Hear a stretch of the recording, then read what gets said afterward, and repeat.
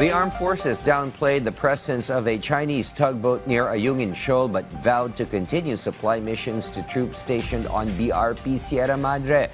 At the same time, a new survey shows Filipinos' overwhelming distrust of China and strong support for defending the country's rights in the West Philippine Sea.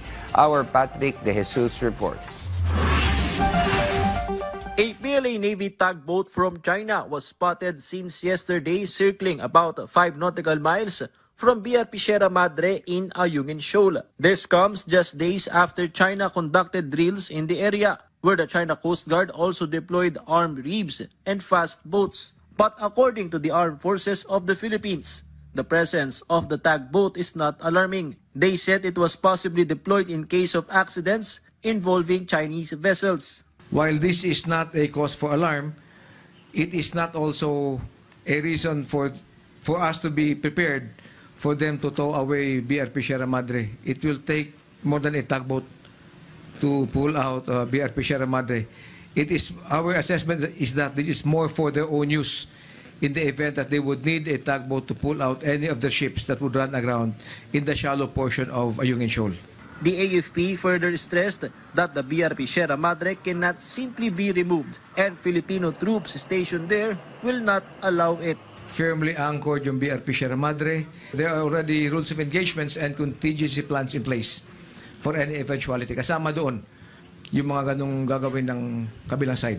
AFP Chief of Staff General Romeo Browner Jr. earlier stated that one red line in the West Philippine Sea would be the loss of Filipino lives, which could trigger the Mutual Defense Treaty and U.S. support.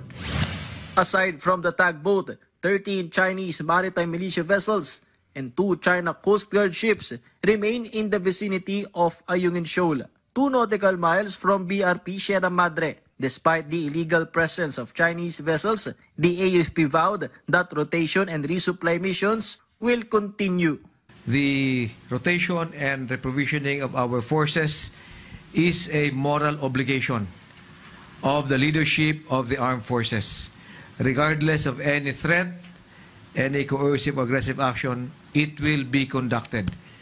We owe it to the men and women in the front lines to provide them with the appropriate support that they need, especially food and other important supplies.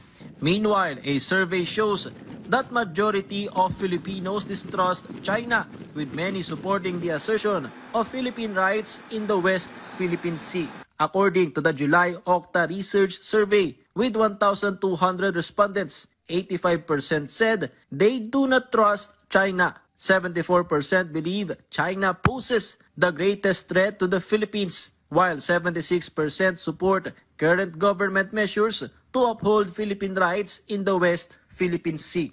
The Department of National Defense welcomed the survey results, saying the growing public awareness of the West Philippine Sea issue serves as an inspiration for the government to defend the country's rights in line with international law and the 2016 arbitral ruling. Patrick De Jesus from the National TV for a new and better Philippines.